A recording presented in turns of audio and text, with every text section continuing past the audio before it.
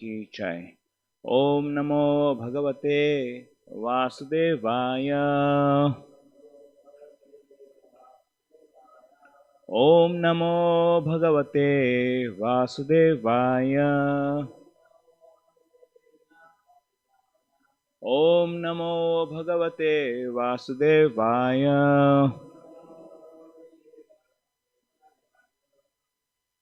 Reading from Srimad Bhagavatam, chapter Srimad Bhagavatam, Canto 10, chapter 8, entitled Lord Krishna Shows the Universal Form. Text 50. Please repeat after me to get familiar with the verse.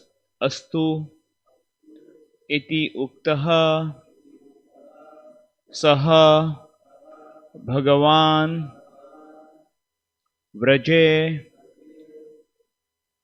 dronaha mahayashaha jane nandaha iti khyataha yashoda sa dhara abhavat astavityuktah sa bhagavan व्रजे द्रोणो महायशाः जने नन्द इति ख्यातो यशोदासधरभावत्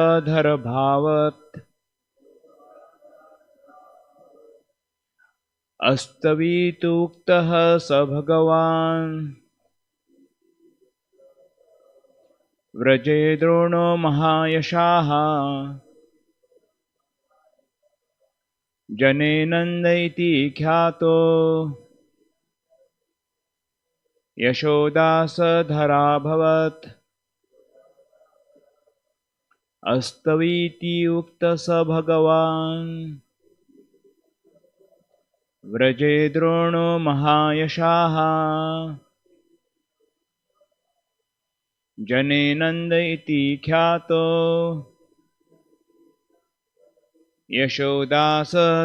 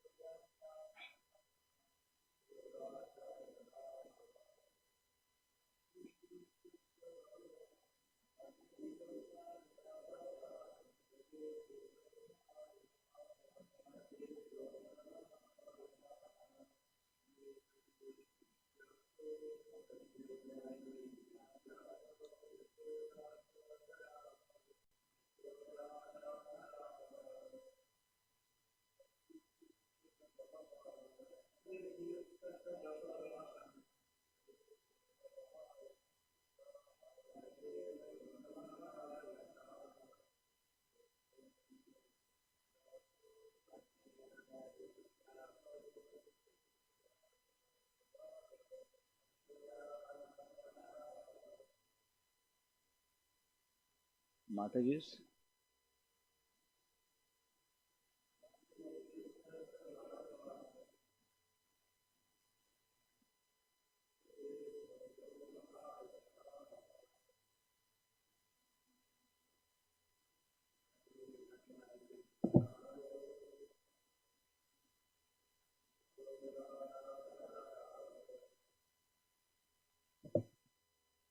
Astu, when Brahma agreed, yes, it is all right. Iti uktaha, thus being ordered by him. Saha, he, Drona, Bhagavan, eternally the father of Krishna. Bhagavan's father is also Bhagavan. Vraje, in Vrajabhumi. Vrindavan. Drona, the most powerful Vasu. Mahayashaha, the very famous transcendentalist. Jane appeared. Nandaha as Nanda Maharaj. Iti does. Khyataha is celebrated. Yashoda as Mother Yashoda. Sa, she. Dhara, the same Dhara. Abhavat, appeared. Translation by His Divine Grace A.C. Bhaktivedanta Swami Srila Prabhupada.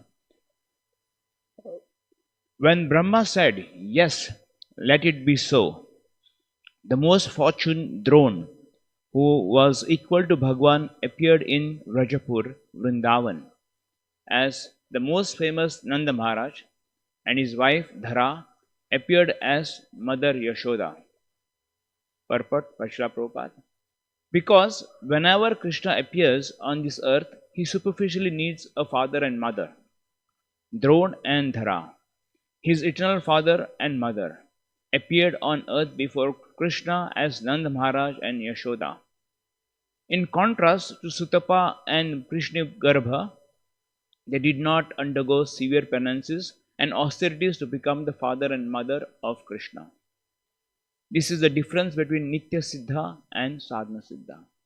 Om Jnanati Merandasya Jnananjaya Shalakaya Chakshurunitavena Tasmai Sri Guru Namo Vishnupadaya Krishna Prasthaya Bhutale Srimate Bhaktivedanta Swami Namo Vishnupadaya Krishna Prasthaya Bhutale Srimate Bhaktivedanta Swami Namaste Saraswati Gauravani Pracharya Vishesh Muradi Pasha Pradesh Taram Sivishtu Pinnakananda Sabbatai Vedanta Srivasa Hare Krishna, Krishna Krishna, Hare Hare, Hare Rama, Rama Rama, Hare Hare.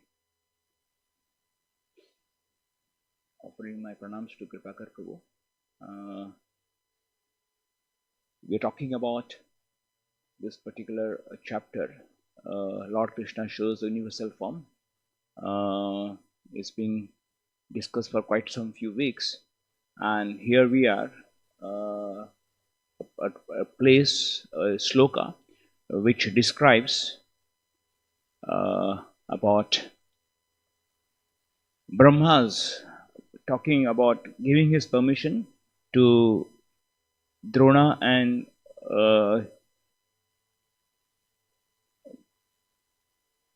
Dhara to appear in this material world. So just before coming to this particular shloka, just to recap, so what made us to come to this particular shloka? This chapter basically talks about how Krishna and Balram, they're growing up, and there is Garga Muni, who is the Acharya in that particular lineage of Vasudev, wherein he is supposed to be responsible for all the activities related to their kula, and here he is, as advised by Vasudev, he is reached to Vrindavan, and where he is approaching Nanda Maharaj, and just by appearance of appearance of Garga Muni, Nanda Maharaj is basically praising his divine qualities, that your appearance here in this place is for our own cause, and not for, you don't have to move from here to there to places, but only for our own benefit you appear into this particular place. And to that he requests Garga Muni to name Krishna and Balram, and Garga Muni, very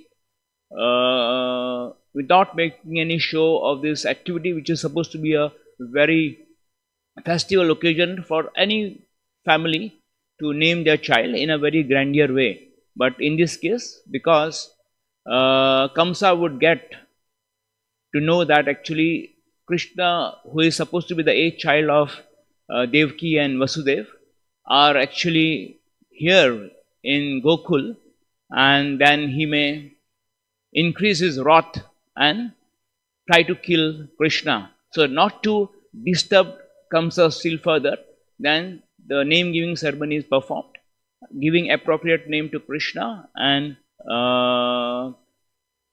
Balram, citing what is the reason these particular names are given. And then he talks further how the young ones are growing up in the midst of the Vraja, and how all the Vrajavasis, particularly the gopis, out of love, in fact, to show to Yashoda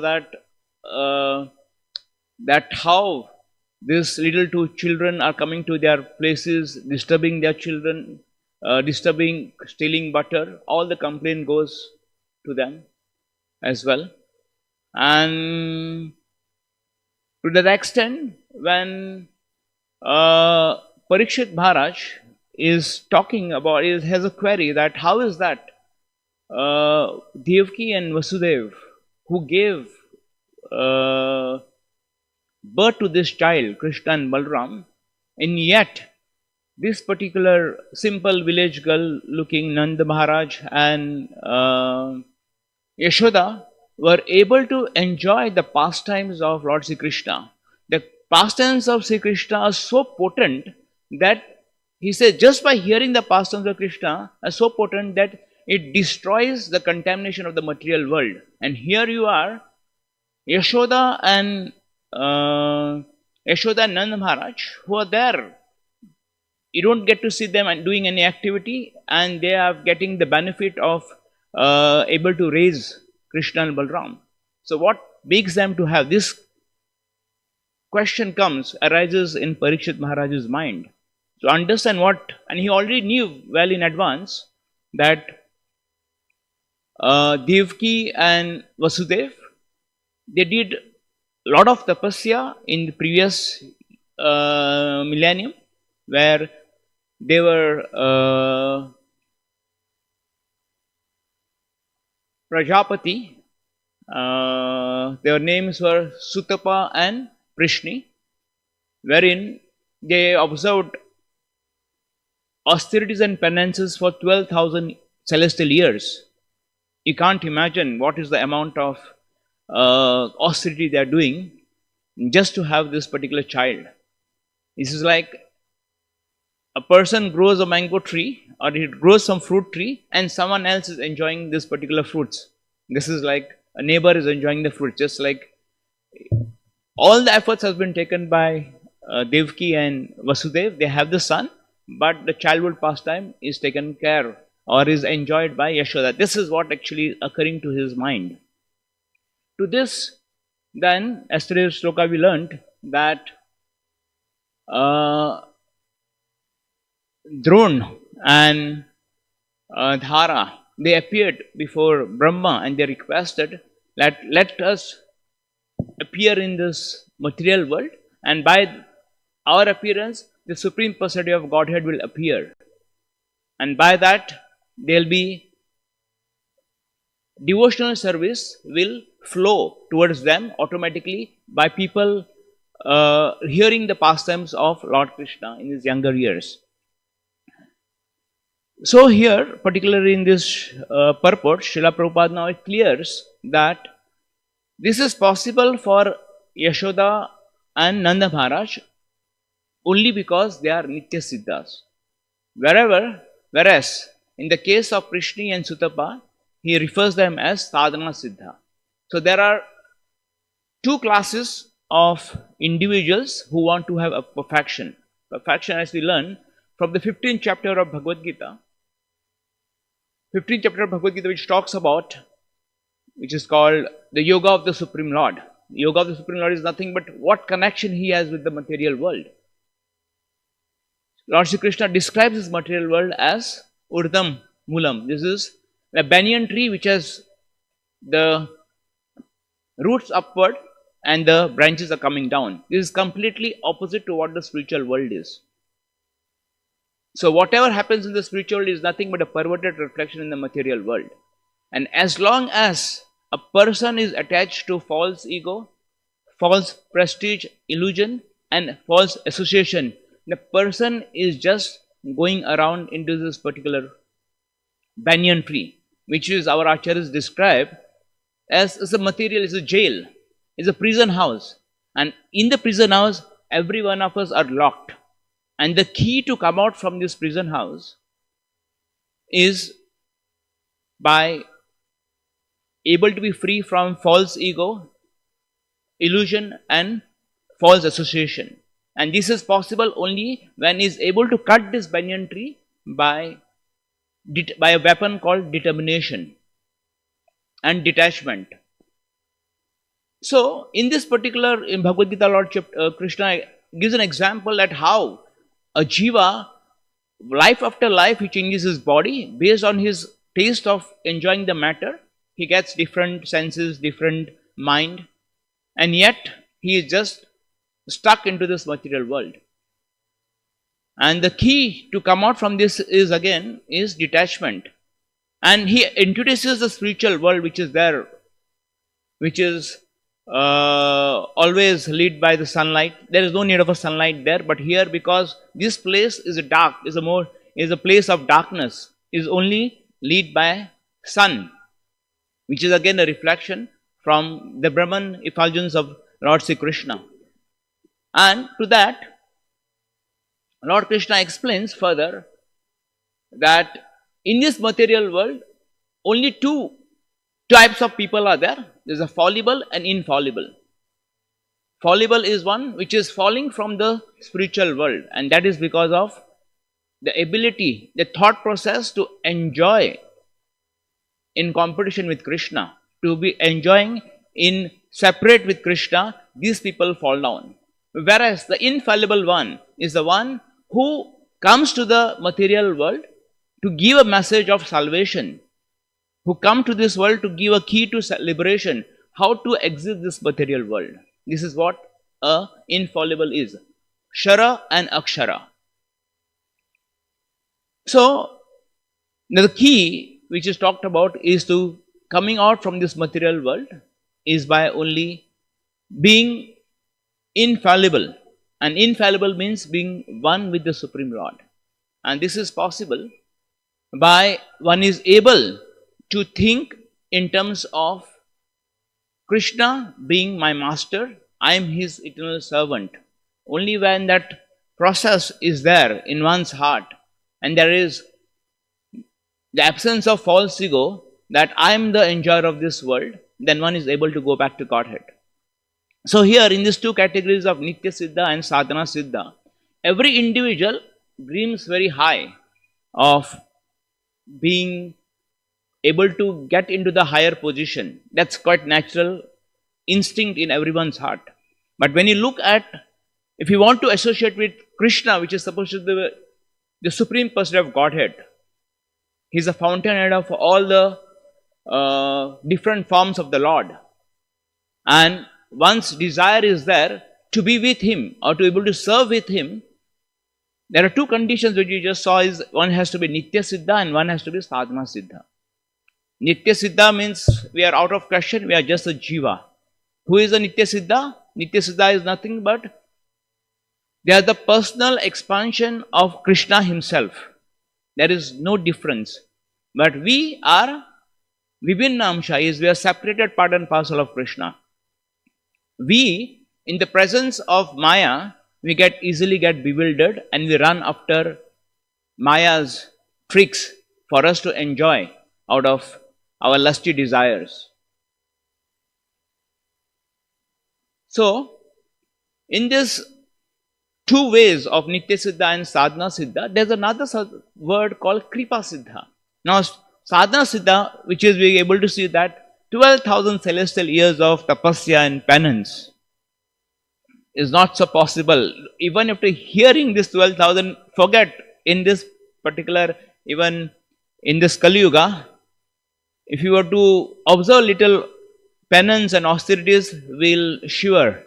We'll not be able to go for it. Even observing a Ekadasi or even observing some uh, Vaishnava festivals where we have to fast.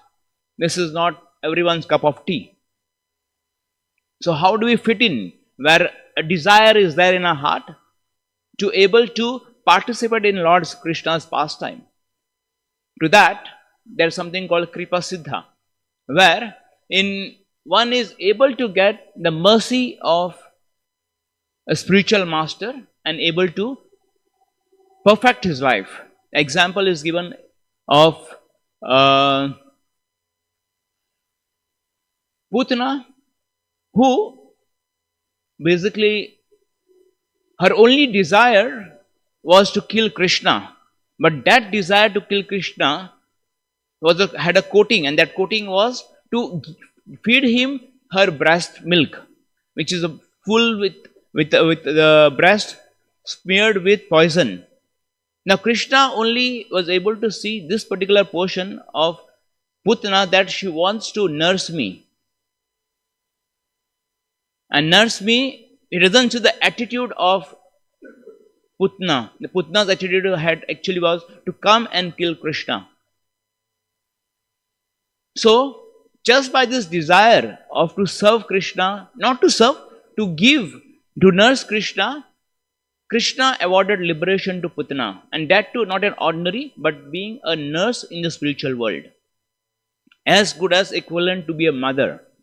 And she did not undergo any lot of austerities or penances to undertake this particular fortune of going back to Godhead and able to nurse Krishna, but just by this simple desire. This is called a kripa, the mercy of the Lord. Mercy, the word mercy is used to those who actually doesn't deserve, yet that mercy is awarded. It's just like compassion. People, when you see people around, people may be incompetent of being able to attain a particular position or able to afford something. But a person out of compassion awards, gives him some money, gives him some shelter to see looking at his pitiable condition. So another example is given of Ishwar Puri, Madhavendra Puri, who is the spiritual master of Ishwar Puri. It is said that Madhavendra Puri, he performed, Madhavendra, just to know, we are just coming from the Puri Yatra, where just close to that there is a Remuna, and that Remuna place is famous for Khirchor Gopinath. This Madhavendra Puri, who in his art of perfection, who is supposed to be our principal Acharya from where Gaudiya Vaishnava begins, wherein he will not ask for alms. If he is hungry, his conviction in Krishna is so much that if I need to eat something to maintain my body, Krishna will make the arrangement. So he would never ever beg. He would just continue chanting Hare Krishna Mahamantra. And then he would get whatever food is required for him by the arrangement of the Supreme Lord. That was his conviction. To that, at one particular time, as his Madhavendra Puri, he has been inspired by Krishna to go and get sandalwood from place of Puri so that it can be applied in to the deity Gopinath,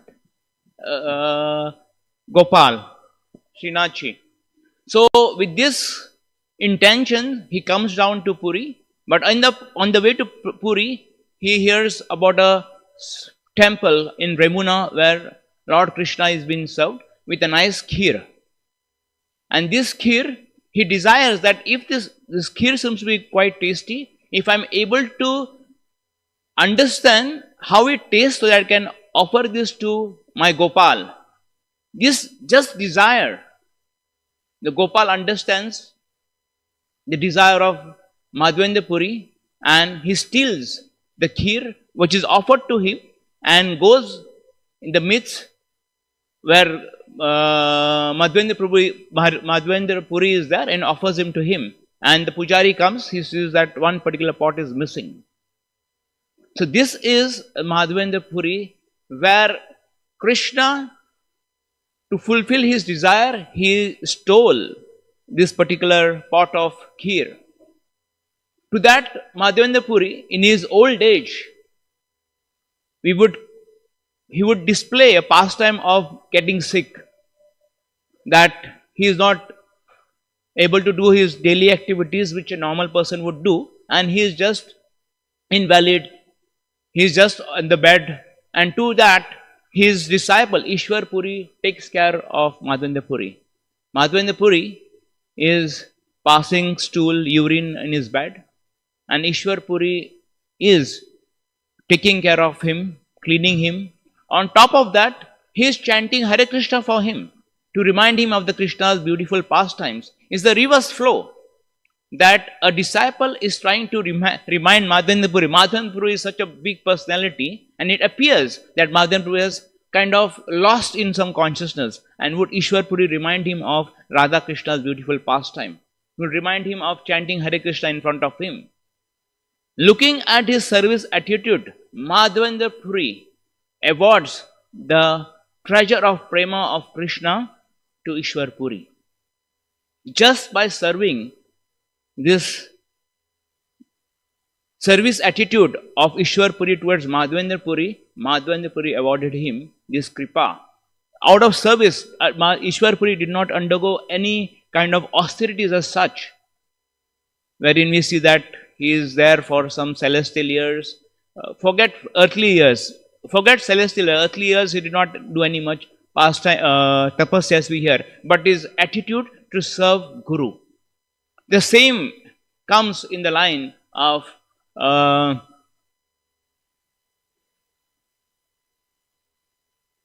where we hear Srila Prabhupada quoting him in the second chapter of Bhagavad Gita. Can't get the name. Who quotes in 241, Vayavasayataka Vidhi. What's the Vishwanath Chakravarti Thakur, when he talks about the importance of having one's will in line with the will of the spiritual master, and that is the perfection of life. If one is able to keep aside everything, but focus to please the spiritual master, if that is there in the heart of any devotee, then his roads of perfection are fully open. Srila Prabhupada made his life mission that whatever it is, I have to follow the order of my spiritual master. I do not have any qualification. My only qualification is that I am able to follow my spiritual master's wish as it is. And this is the secret of success. So every person who are trying to practice devotional service want to achieve the perfection of going back to Godhead, participating in the Krishna's pastime, should have in their heart that we should be able to satisfy our spiritual master. Spiritual master is no other than Sakshat Bhagwan. Why is a Sakshat Bhagwan? Because in his heart he is pleasing Krishna, Krishna's mission. And what is the most important mission of Krishna is to revive all the fallen souls which are suffering in this material world away from Krishna. So that is what it is to revive the dormant love of Godhead in everyone's living entity's heart. And one who is able to ignite that spirit of preaching, of giving the message of Krishna, the message of Parampara. When you please Krishna, when you please the spiritual master, automatically Krishna is pleased. Because there is no difference between Krishna's will and the Parampara's will. It's a simple chain of succession. It's just not mere dispensation of knowledge, that some knowledge has been given to others. This is not Parampara. Parampara means there is the mission of the Parampara. And every disciple should align himself to that mission of the Parampara, of his Guru. Now, how do you know a Guru? A Guru is transparent only to the extent of how much he is following his Guru. The entire disciplic section is nothing but transparent media of connection with Krishna. His Holiness Bhaktivedanta Swami Maharaj gives an example, is if there's a big lighthouse, powerhouse, and you want to light a bulb, but the conductors which connects the light powerhouse and the bulb is of poor conductance, or it has high resistance, the bulb which seems to be connected will not give proper illumination. It will not be sufficiently able to give up the light. But only that connection which is having no resistance, has high conductance, superconductivity, only that particular bulb, that particular connection will be able to light the bulb to the fullest extent. So, just to inspire this Kripa Siddhi, because for us, neither we are Nitya Siddhas, Sadhana Siddhi is difficult for us, Kripa Siddhi is the only key for us to participate in Krishna's pastimes. Srila Prabhupada's spiritual master Bhaktisiddhanta Thakur says that a person is not able to give information of the spiritual world unless and until he himself comes from the spiritual world, without which no person can ignite a spirit of devotion into the heart of conditioned souls. So this is possible just by a disciple following his spiritual master's instruction in toto, having full faith in him. He is able to visualize the spiritual world. He is able to participate in the spiritual world only by having that faith in his spiritual master, able to put the mission of his spiritual master across to the people.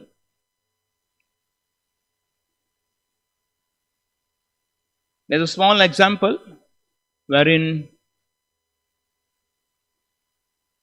where we understand that how is this feasible.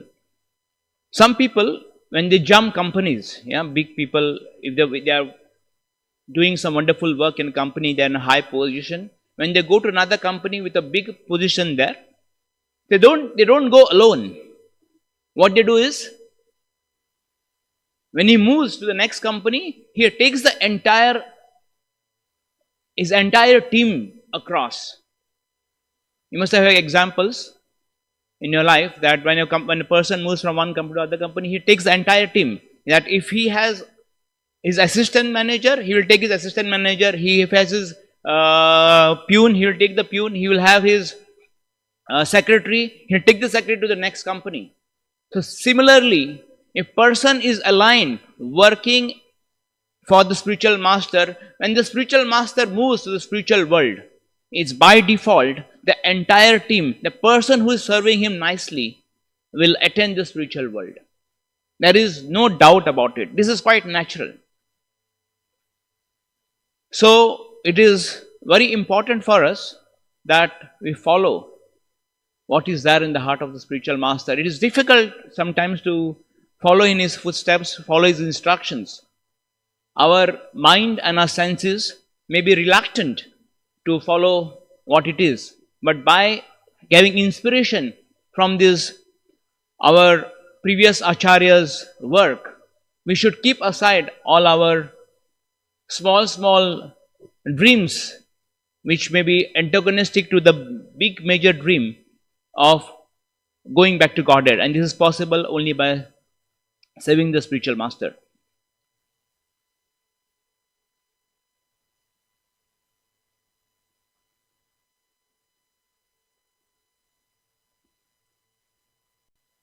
One important thing, wanted to share something just came my mind and just anyway.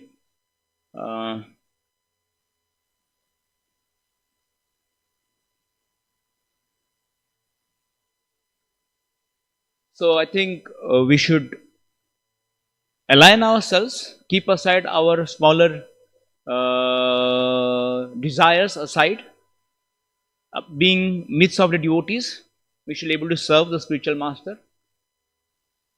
Now sometimes people have difficulty in following their mentors. There's another misnomer being used in our circles. The word Shiksha Guru is being used. Actually, someone who teaches Bhagavad Gita, conducts Bhagavad Gita classes, and he may appear that he may teach Bhagavad Gita, and to that they call themselves as Shiksha Guru.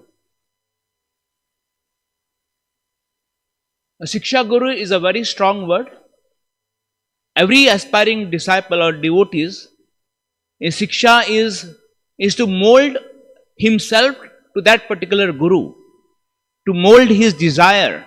But when we see many devotees who conduct classes, they have various desires in their heart. It is not only conducting Bhagavad Gita classes or preaching, maybe just one of the activities, and maybe in the midst of various material activities. And because of this, a person, a student who is attending those classes, he may get mixed up, he may get confused, and he may look upon him as that is actually life. But that is because he calls himself, the Guru himself sometimes calls him a Shiksha Guru, but he doesn't call that actually I am just a facilitator, or I am just trying to connect you to the Parampara line. I am just a small element connecting you. The real powerhouse is there. The Shiksha comes from the spiritual master. The real Shiksha comes from the spiritual master. I am just a connection.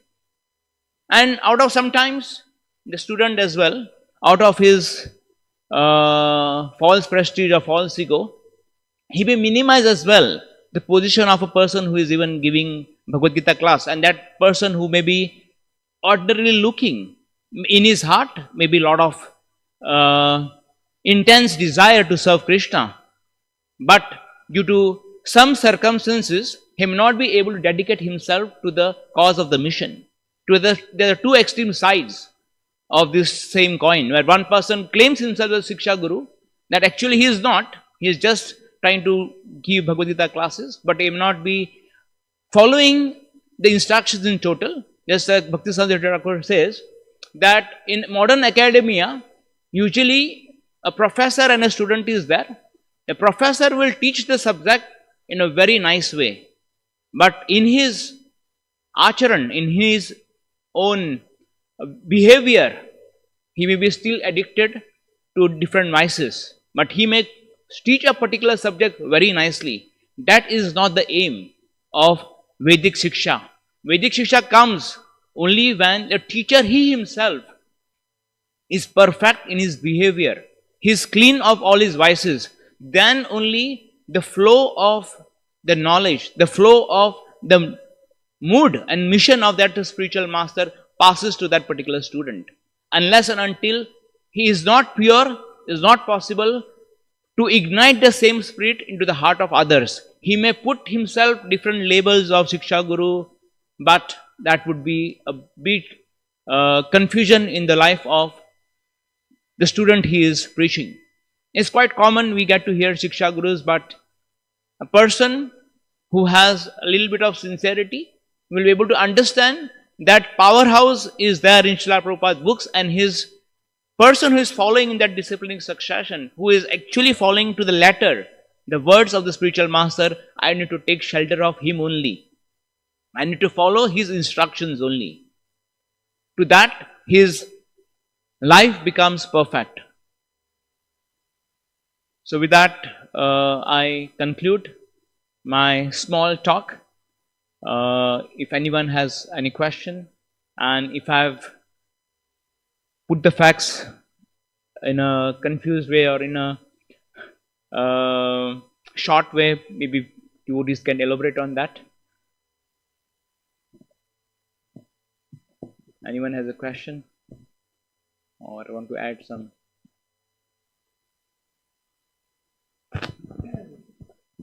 You were just speaking about the banyan tree in the material world, and you said we can get out of this by detachment.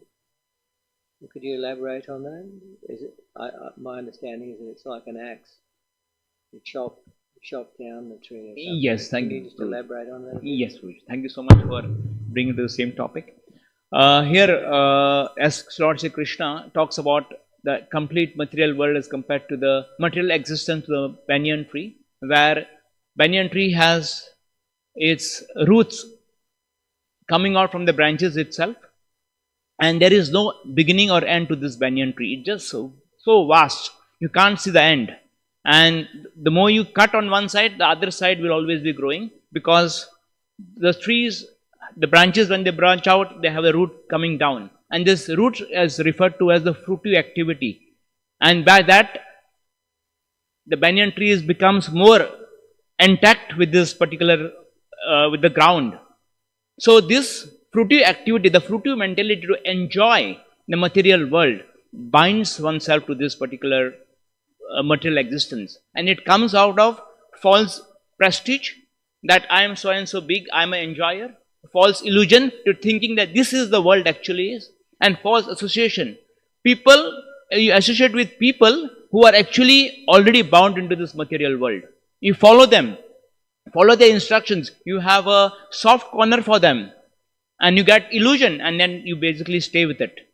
And the only way is to destroy our fruitive mentality, that I don't want to, I'm not part of this material world, I'm to destroy this world, and it requires a lot of determination. And determination comes out of following the instructions of spiritual master and having one goal, that only one thing is, I need to please my spiritual master, I need to follow his instruction with determination, with this axe of determination, that I'm not part of this world. I've been fallen, I've been put into this material world somehow or the other. Just like in Shikshashtakam, Chaitanya Mahaprabhu says that Ainanda Tanuja Kinkaram, no, how it starts? Kinkaram, Patidam Pavan. So I somehow or the other actually I am fallen into this material world. Actually, my real identity is that I am a part and parcel of your lotus feet. I should be placed at your lotus feet. That is my actual position. If this identity comes and that enjoying propensity is killed by this acts of determination, then only we can go back to Godhead. Is that?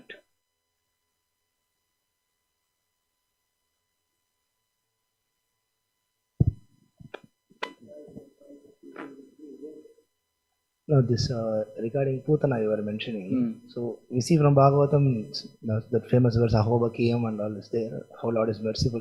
But is there anywhere mentioned that she is a Kripa Siddhi?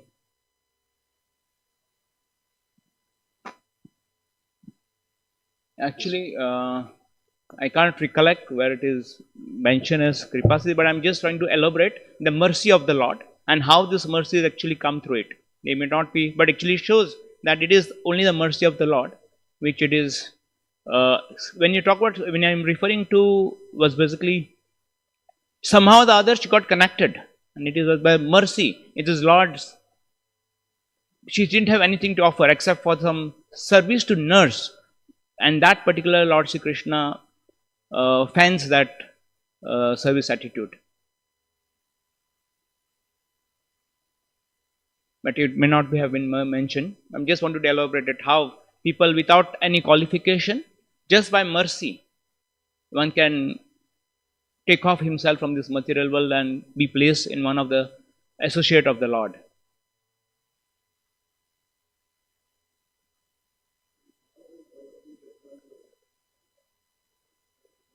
Narada Muni as well.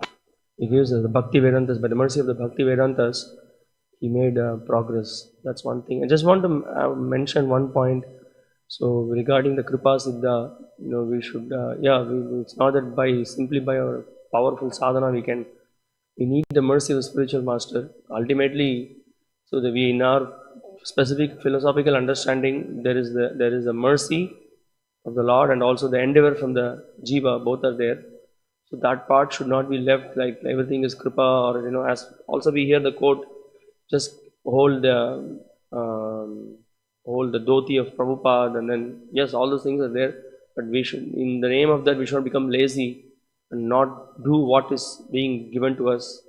So that shows the sincerity and dedication of the disciple to sincerely endeavor to follow the instructions of the spiritual master. Yes. So, and also it's a big discussion about the Nitya Siddha and Sadhana Siddha. Srila Prabhupada mentions so many places, many other definitions also. We do not have time, maybe some other time it has to be discussed. There are many quotes which explains about the position of Nitya Siddha as well. As you said in the class, there's one special quality is that they are expansions of the Lord. In this particular verse also, it is Dara and Drona. They actually, Srila Vishnu Chakravarti Thakur in his commentary is making the point that they actually merged into the body of Nanda and Yashoda. They are actually, they have the eternal mothers and fathers and like that. Yes, you rightly said. There's a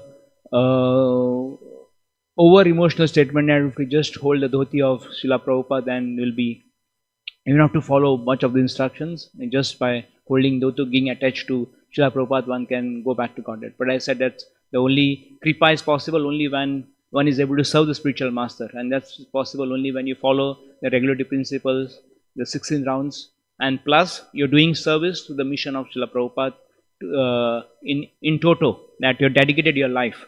Then only this kripa siddhi works, and it's there.